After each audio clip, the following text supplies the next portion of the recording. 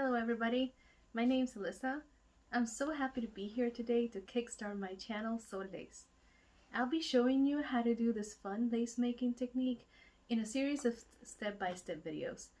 For the purpose of these videos, I will refer to it as Sol Lace, but this technique is known throughout the world as Tenerife lace in Europe, polka spider loom, soles de Maracaibo in Venezuela, renda sol in Brazil, yanduti in Paraguay, and soles de naranjito in Puerto Rico.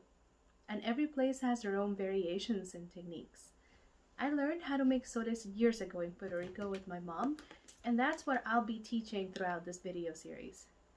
To start, I'm going to show you all the materials you will need to start making this needlework.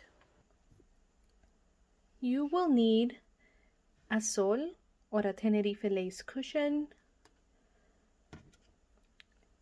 a 3-inch needle, a sol lace pattern laminated, a threader, embroidery scissors,